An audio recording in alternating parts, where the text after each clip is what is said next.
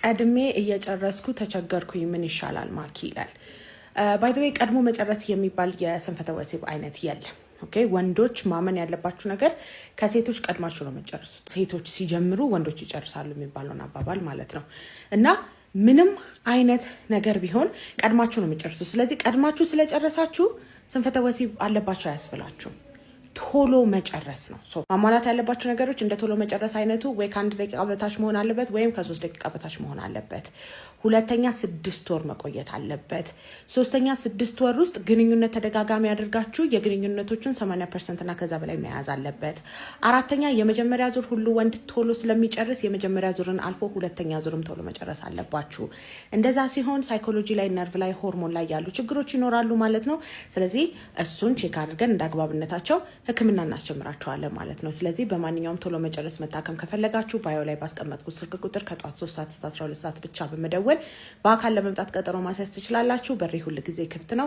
መልካም በዓል። ኦኬ ሃይ ሰላም ሲስተር፣ ጥያቄ አለኝ። ካገባው 9 ዓመት ሆነኝ። አሁን ግን ከበፊቱ ፍላጎት በጣም ቀንሷል። እንደዛውም ቶሎ የመድከም ባህሪ ያለኝ፣ መፍትሄ አለ እንዴ?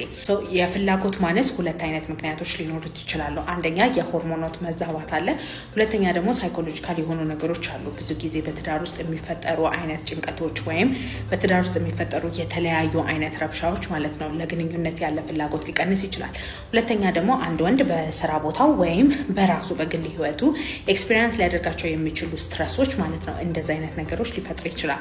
ሶስተኛ ደግሞ ሌሎች አይነት ስንፈተ ወሲቦች ካሉ በተለይ ደግሞ የብልት አለመቆም ችግር፣ ቶሎ መጨረስና ግንኙነት ላይ ሚስቴን አላስደስታትም የሚባል አይነት ፍራቻ ካለህና ይህ ነገር ደግሞ ለረጅም ጊዜ ከቆየ ብዙ ጊዜ ወንዶች ራሳቸውን ለመከላከል ሲሉ የፍላጎት ማነስ አለብኝ ይላሉ ወይም ፍላጎታቸው በራሱ ዝቅ ይላል። ከባለቤት ጋር ቁጭ ብለ በማውራት የመጀመሪያ ስቴፕ መሆን አለበት ይህን ነገር ለመፍታት ማለት ነው። ቤት ውስጥ ልታደርጉት የምትችሏቸው ነገሮች አሉ። መብላት የምትችሏቸው ነገሮች፣ እርስ በርሳችሁ ማድረግ የምትችሉት ነገሮች አሉ። እነሱን ነገሮች መነጋገርና መፍትሄ መፈለግ አለባችሁ። ግን ያን ሁሉ ነገር አድርገህ ግን አሁንም የፍላጎት ማነስ ካለብን ሆርሞን ላይ ያሉ ችግሮች ሊሆኑ ስለሚችሉ መተህ እንደ አግባብነቱ ምርመራ አድርገን ማለት ነው መድኃኒት እናስጀምራለን። በማንኛውም የፍላጎት ማነስ እየተቸገራችሁ ያላችሁና መታከም ከፈለጋችሁ ባዮ ላይ ባስቀመጥኩት ስልክ ቁጥር ከጧት 3 ሰዓት እስከ 12 ሰዓት ብቻ በመደወል በአካል ለመምጣት ቀጠሮ ማስያዝ ትችላላችሁ።